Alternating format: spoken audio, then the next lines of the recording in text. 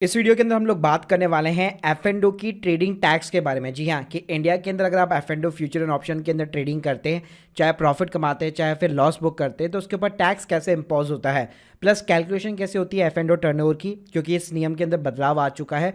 Plus अगर आपको loss भी हुआ है तो स्टिल आपको आईटीआर के अंदर क्यों दिखाना चाहिए, क्योंकि उसका एक बहुत ही बड़ा बेनिफिट भाई आपको देखने को मिलता है। प्रैक्टिकली दिखाऊंगा, प्लस कौन सा फॉर्म आपको फाइल करना होता है आईटीआर के लिए, कैसे आप अपनी रिपोर्ट को डाउनलोड कर सकते हो, कैसे आईटीआर के अंदर शो कर सकते हो। तो ये सारी चीज जानने को मिलेगी आपको इस वीडियो के अंदर। स्टार्ट करने से पहले बताना चाहूंगा, अगर आप हमसे प्रैक्टिकली आईटीआर फाइलिंग सीखना चाहते हो हर एक सेगमेंट की, या आप हमसे सर्विस भी लेना चाहते हो बहुत ही अफोर्डेबल कॉस्ट के ऊपर आईटीआर फाइलिंग के लिए, तो link in the description box, तो एक बार प्लीज जरूर चेकआउट कीजिए। पहले देखिए बात करते हैं कि एफ&ओ के ऊपर आके टैक्स कैसे लगता है या फिर टैक्सेशन कैसे काम करता है। तो एफ&ओ का जो भी प्रॉफिट होता है चाहे लॉस होता है, उसको एक बिजनेस इनकम और लॉस की तरह ट्रीट किया जाता है। मतलब नॉर्मली जो आप बिजनेस कर रहे होते हो उसको वैसे ही ट्रीट किया जाता है। प्लस इसके ऊपर जो टैक्स होता है वो स्लैब रेट के अकॉर्डिंग चलता है। तो हमारे इंडिया के अंदर दो रिजीम चलती है, न्यू टैक्स रिजीम और ओल्ड टैक्स रिजीम। तो इस साल से बाय डिफॉल्ट आप न्यू टैक्स रिजीम के अंदर फॉल करने वाले हैं। तो अगर मैं एक ओवरऑल बताऊं, अगर आपकी नेट इनकम जो है 7 लाख रुपए के नीचे है न्यू टैक्स रिजीम के अंदर, तो आपके ऊपर कोई भी टैक्स नहीं लगता है और गवर्नमेंट आपको प्रॉपर रिबेट यहाँ पे प्रोवाइड करती है। तो इसका एक सिंपल सा मतलब बताओ, मान लीजिए आपकी कोई इनकम नहीं है, अगर एफ&ओ के ऊपर अगर आपको 5 लाख का भी प्रॉफिट हुआ है तो स्टिल आपको अपनी जेब से कोई भी टैक्स वगैरह कुछ भी पे नहीं करना है। अब देखिए एफ&ओ के ऊपर आपको दो चीजें चाहिए होती है, एक तो एफ&ओ का टर्नओवर कितना है और प्रॉफिट एंड लॉस कितना है। तो यहाँ पे अगर मैं टर्नओवर की बात करूं तो यहाँ पे अब से एक नया रूल यहाँ पे एप्लीकेबल हो चुका है। अब से कैलकुलेशन कैसे होती है, जैसे इस टेबल के थ्रू आप समझ सकते हो कि मान लो जैसे एचडीएफसी बैंक एशियन पेंट के जो लॉट साइज हो गए वो आपने परचेज किए, आपने सेल आउट किया और आपने एक प्रॉफिट कमाया या फिर लॉस कमाया। तो अब से क्या होने लग गया, टर्नओवर के अंदर आपका जो भी प्रॉफिट है आपका जो भी लॉस है उसको एक एब्सोल्यूट वैल्यू मान लिया जाता है और उन सभी को ऐड कर दिया जाता है। जैसे एचडीएफसी के बैंक में मेरे को 40,000 का प्रॉफिट हुआ तो 40,000 मेरा टर्नओवर हो गया। एशियन पेंट में मेरे को 50,000 का लॉस हुआ तो 50,000 रुपये मेरा टर्नओवर हो गया।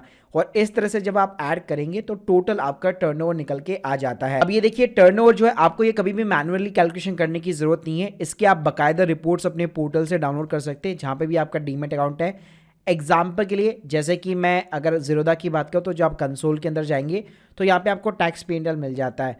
तो अपना फाइनेंशियल ईयर सिंपली सेलेक्ट करो, Q1 से Q4 की रिपोर्ट आप डाउनलोड कर लो। तो जो कैलकुलेशन मैंने आपको टर्नओवर की बताई वो कैलकुलेशन आपको खुद नहीं करनी पड़ती है। यहाँ पे आप देख सकते हैं कोई भी यहाँ पे ब्रोकर हो आपको ये कैलकुलेशन करके देता है कि आपका ऑप्शन का कितना टर्नओवर है, आपका फ्यूचर का कितना टर्नओवर है और दोनों के ऊपर कितना प्रॉफिट एंड लॉस रखा है। तो यहाँ पे अगर मैं आप बताऊँ कि जैसे मान लीजिए ऑप्शन का कितना टर्नओवर है, तो एग्जाम्पल के लिए जैसे कि आपका ये जितना भी रिलायंस P&L है, अगर मैं उसकी एब्सोल्यूट वैल्यू को टोटल लगा लेता हूँ तो यहाँ पे आप देख सकते हैं 38 लाख के समथिंग आ रहा है। और एग्जैक्ट अगर आप मेरी जीरोदा की रिपोर्ट चेक करेंगे तो उसके अंदर भी उतना ही मेरा टर्नओवर आ रहा है। तो यहाँ पे आपको खुद कैलकुलेशन लगाने की जरूरत नहीं है, सिस्टम सारी चीजें करके देता है। अब बात करते हैं कि ये जो टर्नओवर होता है उसके ऊपर टैक्स ऑडिट कब एप्लीकेबल होती है, यानी एक चार्टर्ड अकाउंटेंट से आपको कब जो है टैक्स ऑडिट करानी पड़ती है, कब P&L account, trading account, balance sheet जो है उनके ऊपर आपको साइन वगैरह करवाने पड़ते हैं। जी हाँ, तो देखिए अगर आपकी टर्नओवर की जो लिमिट है अगर 10 करोड़ के बियॉन्ड चल जाती है तो उस केस में डेफिनेटली कंपलसरी हो जाता है कि आपको टैक्स ऑडिट करानी ही पड़ेगी।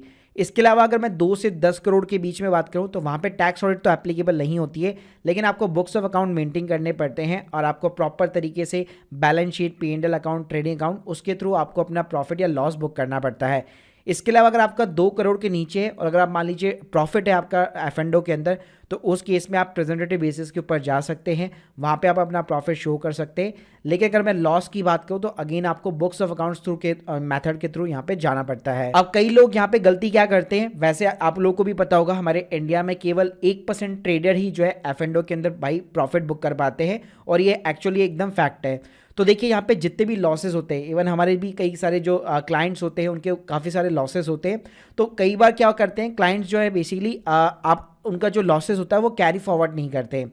अब उनसे नुकसान ये होता है कि मैं आपको बताना चाहूँगा, जैसे मैंने बताया कि एफ&ओ का जो प्रॉफिट या लॉस होगा उसको बिजनेस प्रॉफिट एंड लॉस की तरह ट्रीट किया जाता है। तो इन लॉसेस को भाई आप 8 ईयर्स तक कैरी फॉरवर्ड कर सकते हो।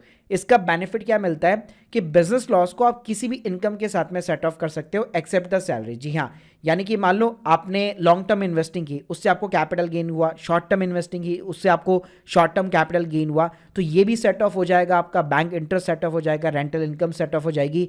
कोई दूसरा बिजनेस कर रहे हो, फ्रीलांसिंग जॉब कर रहे हो, कहीं पे कुछ कर रहे हो, तो वहाँ से जो इनकम आपको रिसीव हो रही है वो भी सेट ऑफ हो जाएगी। यानी भाई उसके अगेंस्ट में आपको इनकम टैक्स नहीं पे करना पड़ता। तो ये काफ़ी बड़ा एडवांटेज हो जाता है। लेकिन कैरी फॉरवर्ड भाई आप तभी कर पाओगे जब आप आईटीआर के अंदर उसको दिखाओगे।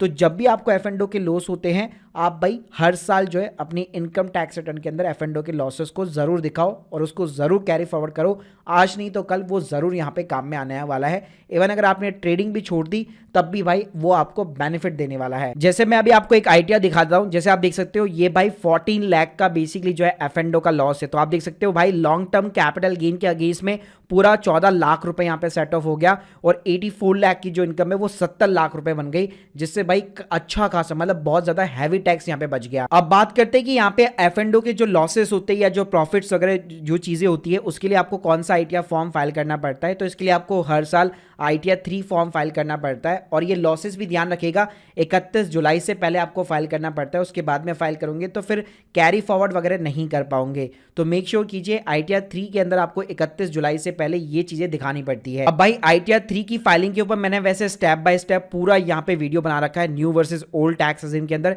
तो इसके लिंक मैं आपको बेसिकली जो है डिस्क्रिप्शन बॉक्स के अंदर प्रोवाइड कर दूंगा। तो अभी ओवरऑल मैं आपको यहाँ पे एक आइडिया दे देता हूँ कि आईटीआर 3 के अंदर आपकी जो एफ एंड ओ होती है वो कहाँ पे कैसे इनकम वगैरह रिपोर्ट होती है। देखिए आईटीआर फाइलिंग में यहाँ पे आपको आईटीआर 3 फॉर्म जो है बेसिकली सेलेक्ट करना पड़ता है और इसके अंदर भी ना बहुत सारे शेड्यूल्स आते हैं। जैसे ये रीजन पूछेगा, मैंने अदर रीजन चूज कर लिया, तो ये चीजें मैंने उस वाले वीडियो के अंदर डिस्कस कर रखी है।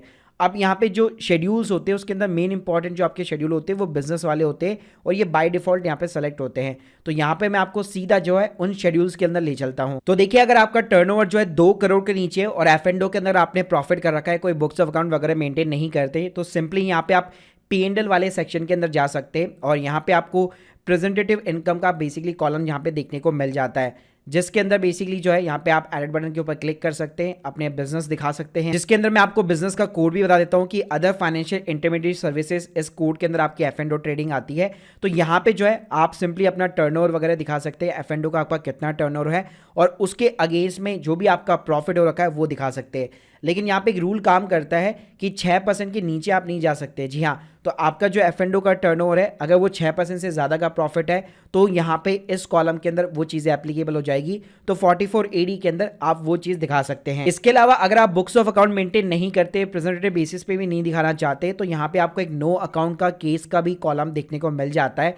इसके अंदर भी जो है आपको बिजनेस का कॉलम देखने को मिल जाएगा, जहां पे आप अपने एफ एंड ओ का टर्नओवर और अपना प्रॉफिट वगैरह यहां पे बुक कर सकते हो। इसके अलावा अगर मैं एफ एंड ओ लॉस वगैरह की बात करूं तो वहां पे प्रॉपर आपको जो है बुक्स ऑफ अकाउंट्स के थ्रू यहाँ पे जो इस मेथड के थ्रू यहाँ पे जाना पड़ता है। और आईटीआर 3 वैसे भी फिलअप करने में कॉम्प्लिकेटेड होती है क्योंकि इसमें बैलेंस शीट का भी पार्ट होता है, आपको source of the fund, application of the funds दिखाना पड़ता है। इसके अलावा फिर ट्रेडिंग अकाउंट के अंदर यहाँ पे रेवेन्यू फ्रॉम ऑपरेशन यानी कि ऑप्शन ट्रेडिंग से कितना आपका कितने में आपने बेसिकली यहाँ पे बेचा है, कितने में आपकी कॉस्ट आई है, आपके कौन कौन से एक्सपेंसेस है, कितना आपको लॉस हुआ है, तो ये चीजें आपको ट्रेडिंग अकाउंट के अंदर मेंटेन करनी पड़ती है। अगर ओवरऑल बात करो तो 3 मेथड हो जाते हैं, या तो अगर आपका प्रॉफिट जो है 6% से या 8% से ज्यादा है तो आप प्रेजेंटेटिव बेसिस पे दिखा सकते हैं, नो अकाउंट केस के अंदर दिखा सकते हैं, या फिर आपको बुक्स ऑफ अकाउंट्स मेथड के थ्रू यहाँ पे जाना पड़ेगा। So guys hope you like this video, please subscribe channel. अगर आप एक अफोर्डेबल कॉस्ट के ऊपर अपनी आईटीआर फाइलिंग कराना चाहते हो, अपने एफ एंड ओ के लॉसेस को कैरी फॉरवर्ड करना चाहते हो, तो मैंने लिंक डिस्क्रिप्शन बॉक्स में दे रखी है, या अगर आप सीखना भी चाहते हो तो आप हमारे कोर्सेज वगैरह चेकआउट कर सकते हो। बाकी अगर आप लोग की कोई भी डाउट्स है कमेंट बॉक्स के अंदर जरूर बताइए। Thank you guys, thank you very much.